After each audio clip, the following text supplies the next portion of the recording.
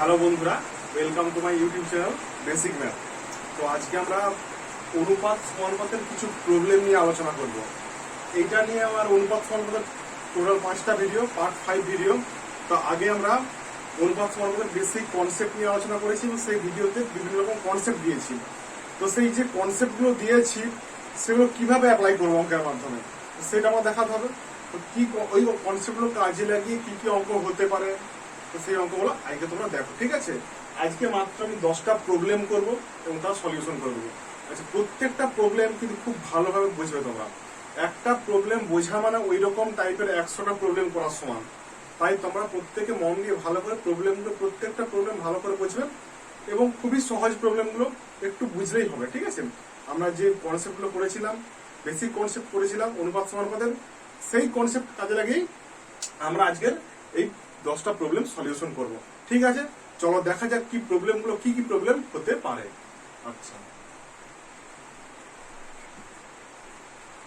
First আমি একটা problem বলছি। আমি প্রথমে নরমাল থেকে শুরু করছি, ঠিক আছে?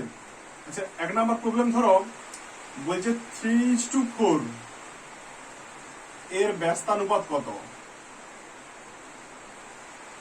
এর ব্যস্তানুপাত কত? 3:4 এর ব্যস্তানুপাত কত? আচ্ছা, আমরা এই ব্যস্তানুপাত কথা থেকে বুঝতে পারছি, ব্যস্তানুপাত নিয়ে আমরা আলোচনা করেছি, কনসেপ্ট দেওয়ার সময় আলোচনা করেছি। তাহলে কি, যদি H/B হয় অনুপাতটা, এর ব্যস্তানুপাত কি বলেছিলাম আমরা? B/A। উল্টে যাচ্ছে, পূর্ব পদটা উত্তর পদ আর উত্তর পদটা পূর্ব পদ। একই রকম ভাবে 3:4 হলে কি হবে? অনুপাতটা হয়ে যাবে, তার ব্যস্তানুপাতটা হয়ে যাবে 4:3। বোঝা গেল? জাস্ট আমার এই যে এই টার্মটা, এই জিনিসটা একটু খেয়াল করতে, কি বলতে চাইছে এইটা বুঝতে পারলেই আমার বাকি প্রবলেম গুলো সুন্দর করা যাবে। 2 নাম্বার একটা প্রবলেম দেখো,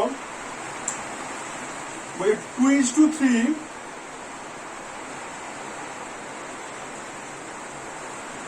4:5 এবং 6:7 এদের মিশ্র অনুপাত কত? মিশ্র অনুপাত কত? আচ্ছা, মিশ্র অনুপাত কথা নিশ্চয়ই আমরা কনসেপ্ট দিয়ে বলেছি। মিশ্র অনুপাত কি?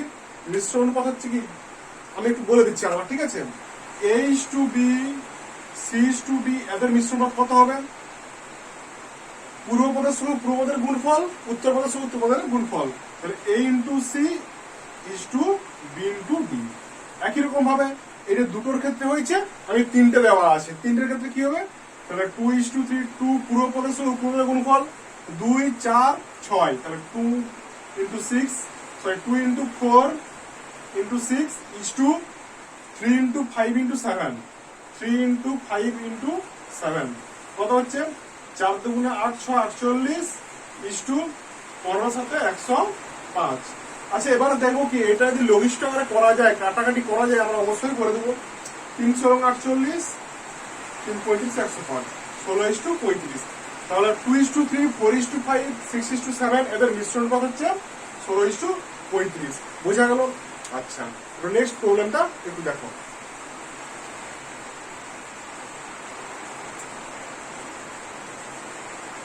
তিন নাম্বার প্রবলেমটা কি? 3 নাম্বারটা হচ্ছে যে যদি এর 20% সমান বি এর 50% হয়, তাহলে এ ও বি এর অনুপাত কত? কি বললাম কোশ্চেনটা? বলছে যদি এর 20% সমান বি এর 50% হয়, তাহলে এ ও বি এর অনুপাত কত? মানে আমাকে এখান থেকে এই কন্ডিশনটা দেওয়া রয়েছে, আমাকে এখান থেকে H/B এর মান বের করতে হবে। আচ্ছা, এ এর 20%, ভালো লক্ষ্য কর, এ এর 20%, এর মানে আমরা কি গুণ জানি? গুণ গুণ। এ এর 20%, আচ্ছা পার্সেন্টেজ মানে সবসময় 100-র মধ্যে, 20% মানে 20/100 সমান বি এর 50% মানে বি × 50/100। 20 5 100, 50 দুগুণে 100।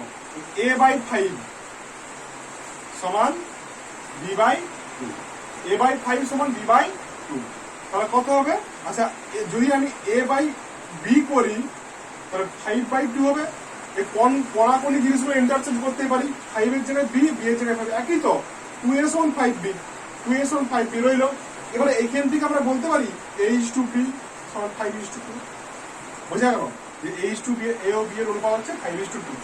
কি বললাম বোঝা গেল? আরেকবার আমি একটু বলে দিচ্ছি যে a এর 20% সমান b এর 50% হলে a b এর অনুপাত কত। এখানে যদি বলতো c এর আবার 30%, যদি তিনটা দিয়ে থাকতো একই রকম বলতো। ঠিক আছে, a/5 সমান b/2 বা a/b সমান 5/2। কারণ কোনাকুনি আমরা ইন্টারচেঞ্জ এগুলো করতেই পারি, আমি আগে বলে দিয়েছি। a/b সমান 5:2। বোঝা গেল? ঠিক আছে, নেক্সট একটা প্রবলেম দেখো। 4 নম্বর প্রবলেম।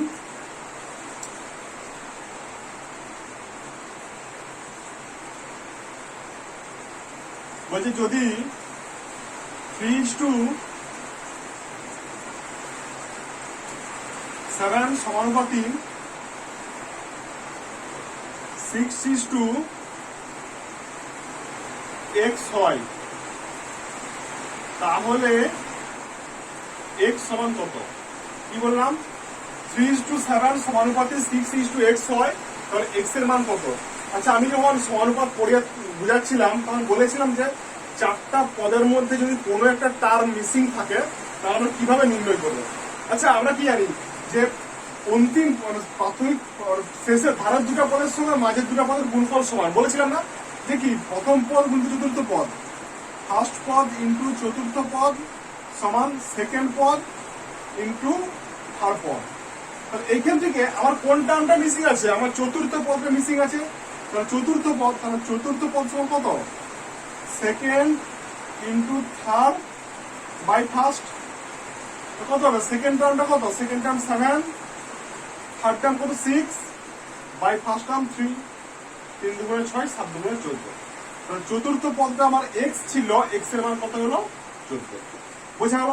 এরকম ভাবে যদি বলে আমাকে ফার্স্ট পদ, তাহলে ফার্স্ট পদ চুজ করতে বলে এইটার মান যদি x দিয়ে থাকতো তখন এটা 14 দিয়ে থাকতো, এইটার মান কি বের করবো? একই রকম ভাবে ফার্স্টের সময় কত আছে দেখো, ফার্স্টের সময় 4 আছে, তাহলে 4টা নিচে হয়ে যাবে, 4th টার্মটা নিচে হয়ে যাবে, উপরে সেকেন্ড ইন্টু থার্ড। একই রকম ভাবে সেকেন্ডটা কত হবে? সেকেন্ডের সময় কত থার্ড গুণ আছে, তাহলে থার্ডটা নিচে হয়ে যাবে, কারণ কোনাকুনি গুণ করলে সেকেন্ড থার্ড হচ্ছে, বাকি রয়ে যাবে ফার্স্ট ইন্টু ফোর্থ। একই রকম ভাবে যদি বলে থার্ড টার্মটা, সেক্ষেত্রে সেকেন্ডটা নিচে হয়ে যাবে, উপরে ফার্স্ট ইন্টু ফোর্থ। বোঝা গেল কিভাবে কোন একটা মিসিং টার্ম আমরা কিভাবে বের করবো? বোঝা গেল? ঠিক আছে, এরকম ভাবে তোমরা বিভিন্ন রকম missing term, first term, second term, third term, fourth term, আমি এখানে প্রত্যেকটাই একটু দেখিয়ে দিয়েছি, তোমরা বাড়িতে প্র্যাকটিস করবে, করতে পারবে। ঠিক আছে, নেক্সট একটা প্রবলেম দেখো।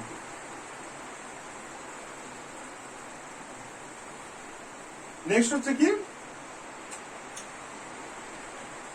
নেক্সট হচ্ছে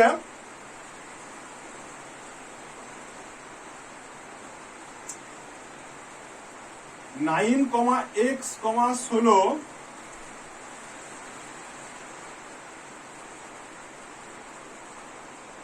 ক্রমিক সমানুপাতি হলে x সমান কত? যে 9,x,16 এরা হচ্ছে ক্রমিক সমানুপাতি হলে x সমান কত? আচ্ছা, আমি কিন্তু অলরেডি আগেই ক্রমিক সমানুপাতির বেসিক কনসেপ্ট কিন্তু বলে দিয়েছি, 3টে সংখ্যার ক্ষেত্রেও বলেছি, 4টার ক্ষেত্রেও বলেছি। আচ্ছা, ক্রমিক এই জিনিসটা খুব ইম্পর্টেন্ট, প্রত্যেকটা কোশ্চেনে খেয়াল রাখতে হবে কি বলতে চাইছে ক্রমিক। এখানে কিন্তু কন্ডিশনটা বলতে চাইছে ক্রমিক সমানুপাতি। ক্রমিক মানে আমরা কি পরপর, ক্রমিক মানে মাঝে কোনো গ্যাপ থাকবে না। তাহলে 9, আচ্ছা 9, x আর 16, এদের মধ্যে যে কোনো গ্যাপ যদি না থাকে তাহলে 9:x সমানুপাতি x:16। কোনো গ্যাপ আছে? 9 এর পর x, আমার x থেকে 16 শুরু হচ্ছে, তাহলে এইখান থেকে আমি কি বলতে পারি? 9/x সমানুপাতি থেকে সমান x/16 বলতে পারি। তাহলে এবার পড়াপড়ি গুণ করে x এ গুণ করলে x স্কয়ার, 9 16 144, বা x সমান কত? √144 মানে 12। বোঝা গেল? x এর মান হচ্ছে 12। খুবই ইজি। আমরা কি করে বের করলাম? জাস্ট আমাদের একটু ভাবতে হবে কি সূত্র আমরা পড়েছি, কি কনসেপ্ট আমরা পড়েছি, সেইটা কাজে লাগিয়ে আমি করবো। এবার আমরা ক্রমিক সমানুপাতির কনসেপ্ট জানি যে ক্রমিক পরপর কোনো গ্যাপ থাকবে না, যে 9:x সমানুপাতিক x:16। আমরা এমনি তো নর্মাল কি হয়, নর্মাল সাপোজ কোন সংখ্যার ক্ষেত্রে এ বি সি ডি দেওয়া তাহলে কি হয় এ ইস টু বি সমানুপাতি C is to D, B এর পর সি হয়ে যাচ্ছে, একটা ডিফারেন্স হয়ে যাচ্ছে। কিন্তু এখানে ক্রমিক মানে কি, ক্রমিক হলো পর পর কোনো গ্যাপ থাকবে না, ঠিক আছে। 9/x সমান x বাই 16, x এর গুণ করলে x স্কয়ার 9 × 144, x স্কয়ার সমান 144 হলে x সমান √12 144 মানে 12, তাহলে x এর মান হচ্ছে 12, ঠিক আছে। এইভাবে অঙ্কগুলি করতে হবে। তো নেক্সট অঙ্ক দেখা যাক কি আছে।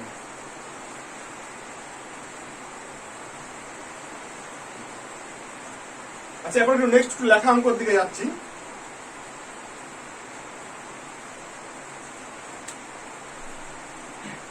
নেক্সট হচ্ছে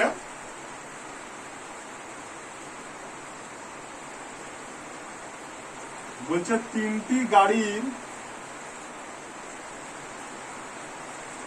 গতিবেগের অনুপাত 3:4:5 হলে একই দূরত্ব অতিক্রম করতে যে সময় নেবে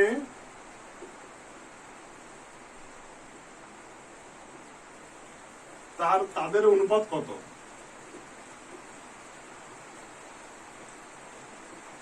ঠিক আছে, কোশ্চেনটা একটু বোঝো, ঠিক আছে। কোশ্চেনে কি বলেছি যে তিনটা গাড়ির গতিবেগের অনুপাত দেওয়া আছে 3:4:5, বলছে একই দূরত্ব অতিক্রম করতে তারা যে সময়টা নেবে তার সময়ের অনুপাতটা চেয়েছে।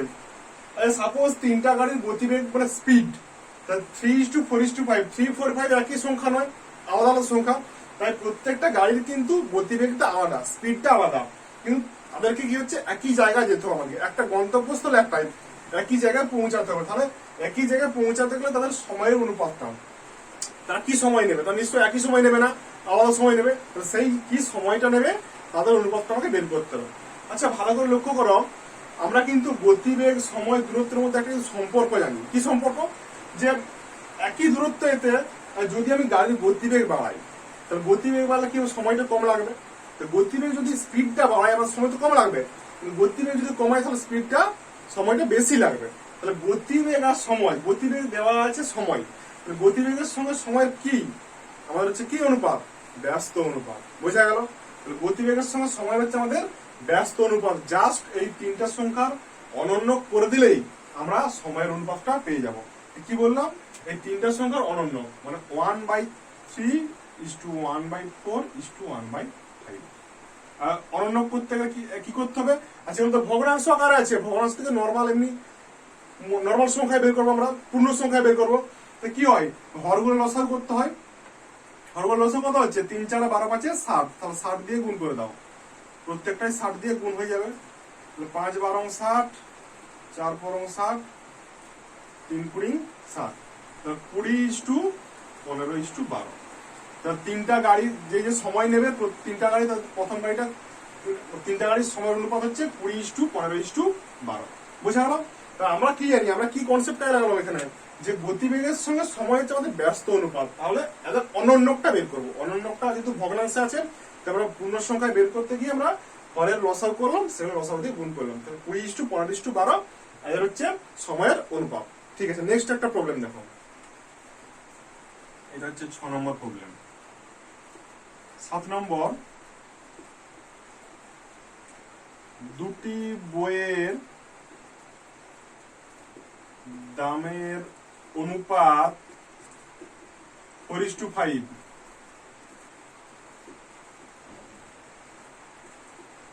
প্রথম বইটির দাম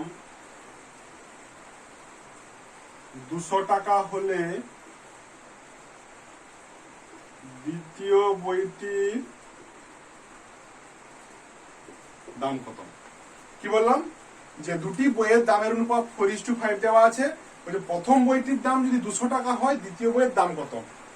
আচ্ছা, দামের অনুপাত দেওয়া আছে, অনুপাত তো কিন্তু নয়, অনুপাত কিন্তু পারফেক্ট জিনিস নয়। অনুপাতের সঙ্গে আমরা কিছু গুণ করে কিংবা সেটাকে আমরা পূর্ণ সংখ্যা, আমরা সেটাকে একটা নর্মাল সংখ্যায় নিয়ে আসতে পারি। আচ্ছা, কি করে করবো একটু দেখে নেওয়া যাক, ঠিক আছে। আচ্ছা, আমরা দুটি বইয়ের দাম অনুপাত, তাহলে আমি বলতে পারি ফার্স্ট বইয়ের দাম ইজ টু সেকেন্ড বইয়ের দাম কত, 4:5। আচ্ছা এটা বলতে পারি কি এখান থেকে যে ফার্স্ট বই এর দাম বাই সেকেন্ড বইয়ের দাম সমান 4/5 বলতে পারি 4/5। এবার দেখো ভালো করে লক্ষ্য করো, প্রথম বইয়ের দাম দেওয়া আছে 200 টাকা, তাহলে প্রথম বইয়ের জায়গায় আমি লিখে দেবো 200 বাই সেকেন্ড বইয়ের দাম সমান 4/5। এবার তাহলে কড়াকড়ি গুণ করো, কড়াকড়ি গুণ করলে কি হবে 4 ইন্টু সেকেন্ড বই, তাহলে 4 ইন্টু সেকেন্ড বই সমান 200 ইন্টু 5, তাহলে 4 ইন্টু সেকেন্ড বই সমান 200 গুণিত 5। এখান থেকে সেকেন্ড বইয়ের দাম কত 200 গুণিত 5 বাই 4, 4 5 20 50, 5 5 250। বোঝা গেল? সেকেন্ড বইয়ের দাম হচ্ছে 250 টাকা। যদি আমার প্রথম বইয়ের দাম দেওয়া থাকে, সেকেন্ড বইয়ের দাম হচ্ছে, এইভাবে আমরা বের করব। এবং দুটি বইয়ের দামের অনুপাত আমাদেরকে অবশ্যই দেওয়া থাকতে হবে। বোঝা গেল কি করলাম? এইরকম ভাবে আমরা প্রবলেমগুলো করব। প্রত্যেকটা প্রবলেম তো ভালো করে বুঝবে, একটা প্রবলেম বোঝা মানে 100টা প্রবলেম করার সমান। ঠিক আছে, যদি প্রত্যেকটা প্রবলেম বুঝে নিতে পারছি কি বলতে চাইছে, তাহলে কিন্তু বাকি প্রবলেমগুলো অটোমেটিক হয়ে যাবে। আচ্ছা নেক্সট একটা দেখো।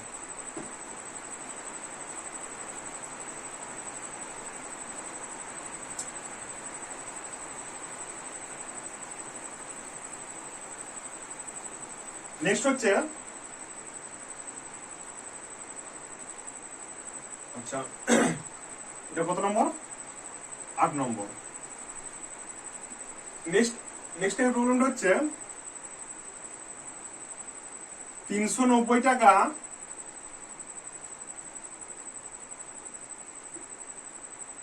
তিনজনকে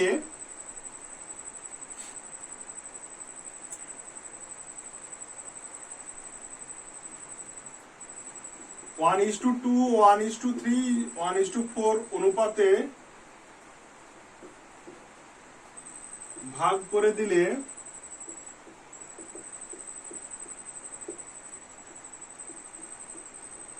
প্রত্যেকে কত করে টাকা পাবে। কি বললাম? নেক্সট কোশ্চেন হচ্ছে 390 টাকা তিনজনকে 1:2, 1:3, 1:4 অনুপাতে ভাগ করে দিলে প্রত্যেকে কত করে টাকা পাবে। ঠিক আছে, আচ্ছা ভালো করে লক্ষ্য করো, এটা কিন্তু একটা ভগ্নাংশ আছে, ফ্র্যাকশন আছে। আমরা প্রথমে এটা কি করব, এটাকে আমরা প্রথমে এমনি পূর্ণ সংখ্যায় নিয়ে চলে আসবো।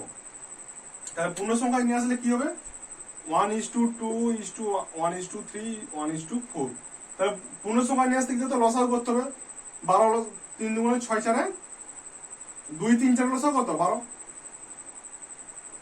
Into 12 into 12, 4 3 12, 3 4 12, 2 6 12, 6:4:3। তাহলে এটা হচ্ছে কি তিনজনকে আমি সাপোজ এটাই বললাম 6:4:3 অনুপাতে ভাগ করে দিলে প্রত্যেকে কত টাকা করে পাবে। এছাড়া ভালো করে লক্ষ্য করো যে 643 এর টোটালটা কত, 6 4 10 3 13, এবার যোগফল কিন্তু 13।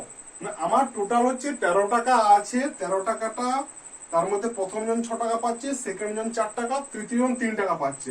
তা প্রথম জন কত পাচ্ছে 6 আর 13, সেকেন্ড জন কত পাচ্ছে 4 আর 13, থার্ড জন 3 আর 13। এগুলো হচ্ছে কি, এগুলো হচ্ছে কিন্তু ভগ্নাংশ আকার, হচ্ছে আনুপাতিক ভাগার বলা হয়। আনুপাতিক ভাগার জিনিসটা কি, যে টোটালটা বাই প্রত্যেকটার। তা প্রথম জন কিন্তু প্রথম জন এই অনুপাতে পাচ্ছে, ফার্স্ট জন পাচ্ছে এই অনুপাতে, সেকেন্ড জন পাচ্ছে এইটা, থার্ড জন পাচ্ছে এটা। এই 13 টাকার মধ্যে তিনজন, প্রথম জন 6 টাকা, সেকেন্ড জন 4 টাকা, তৃতীয় জন 3 টাকা, কিন্তু টোটাল টাকা কিন্তু আমার বলে দিয়েছে 390। আমার কিন্তু 13 টাকাটা টোটাল নয়, টোটাল 390। তাহলে 390 টাকার মধ্যে গুণ করে দেবো এবারে, প্রত্যেকের সঙ্গে আমি 390 গুণ করে দেবো। 13 3 39 30, 6 3 18 180 টাকা, 13 30 4 3 12 120 টাকা, 13 3 39 30 33 90 টাকা। তা প্রথম জন পাবে 180 টাকা, দ্বিতীয় জন 120, তৃতীয় জন 90। এই তিনটা যোগ করো, তিনটা যোগ করলে কিন্তু 390 টাকাই আসবে, কারণ 390 টাকা আমরা তিনজনের মধ্যে ভাগ করেছি। 180 120 90 কত হচ্ছে 0 19,390 হচ্ছে। ঠিক আছে, এইরকম ভাবে তোমরা অঙ্কগুলো করবে। প্রত্যেকটা অঙ্ক কিন্তু বুঝবে ভালো করে যে কিভাবে অঙ্কগুলো বলতে চাইছি, কি করব। ঠিক আছে, নেক্সট আর দুটো আছে প্রবলেম, আর দুটো প্রবলেম দিয়ে আজকে আমি ভিডিও শেষ করব। ঠিক আছে, আর দুটো প্রবলেম একটু দেখে নাও তোমরা।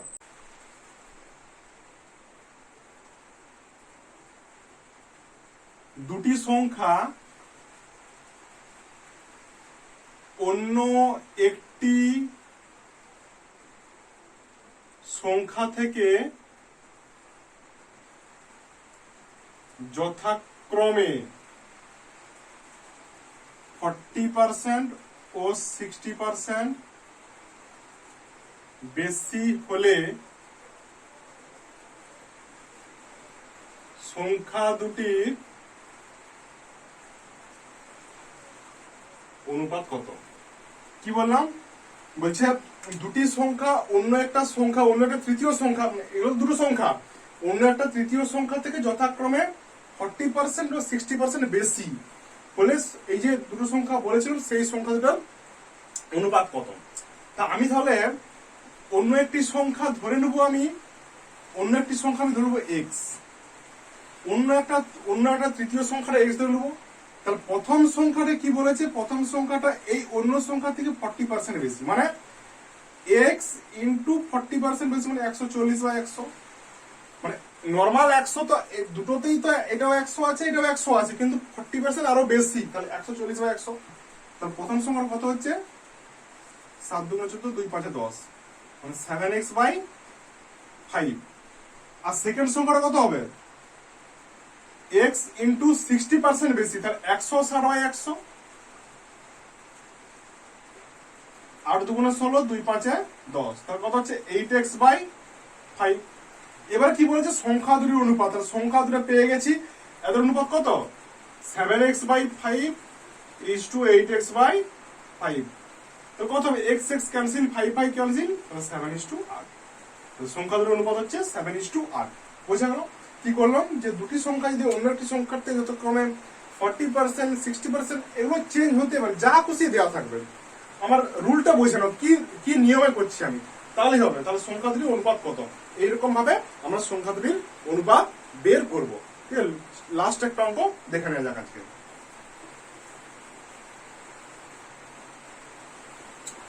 লাস্ট অঙ্কটা খুব ইম্পর্টেন্ট এবং খুব গুরুত্বপূর্ণ। প্রত্যেক পরীক্ষাতে এরকম অঙ্কগুলো কিন্তু মাস্ট থাকবেই, পড়বেই এই অঙ্কগুলো।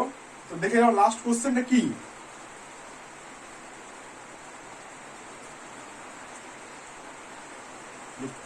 পিতা ও পুত্রের বর্তমান বয়সের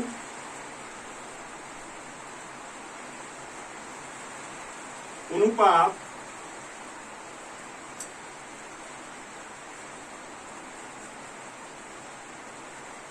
3:7।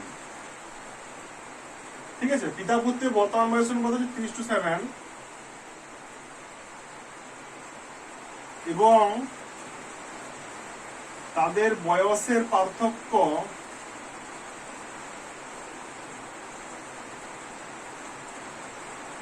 পিতারটা হচ্ছে বেশি হবে, 7:3। ভুল বললাম, 7:3। ঠিক আছে, তাদের বয়সের পার্থক্য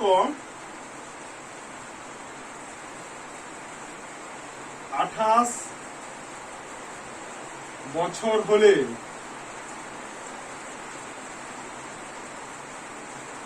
5 বছর পর পিতা ও পুত্রের বয়সের অনুপাত কত হবে? আচ্ছা, অঙ্কটা দেখে মনে হচ্ছে খুবই বড়, কিন্তু খুব বড় নয়, খুবই ইজি অঙ্ক, একটু বুঝে নাও। কি বললাম? যে পিতা পুত্রের বর্তমান বয়সের অনুপাত দেওয়া আছে 7:3 এবং তাদের বয়সের পার্থক্য দেওয়া আছে 28 বছর। আচ্ছা, 7:3 দেওয়া আছে মানে তো এটা তো অনুপাত দেওয়া আছে, এটা তো এক্সাক্ট বয়স নয়। আচ্ছা, 5 বছর পরে তাদের বয়সের অনুপাত জানতে চেয়েছে। আচ্ছা, এটা পিতা পুত্র, মা ছেলে, বাবা বা পিতার মেয়ে, এরকম বিভিন্ন রকম ভাবে দেওয়া থাকতে পারে, সংখ্যাগুলো চেঞ্জ হতে পারে, কিন্তু প্রসেসটা একই। তোমার রুলটা একটু দেখে নাও, তাহলে করতে পারবে। তাহলে পিতা পুত্রের বর্তমান বয়সের অনুপাত কত? 7:3। আচ্ছা, আমি তাহলে ধরে নেব পিতার বর্তমান বয়স 7x বছর আর পুত্রের 3x বছর। আবার কি বলে দেওয়া আছে, একটা কন্ডিশন দেওয়া আছে কি তাদের বয়সের পার্থক্য 28 বছর। তার বয়সের পার্থক্য 28, নিশ্চয়ই পিতার বয়স থেকে পুত্রের বয়স বাদ দিলে 28 বছর হচ্ছে ডিফারেন্সটা।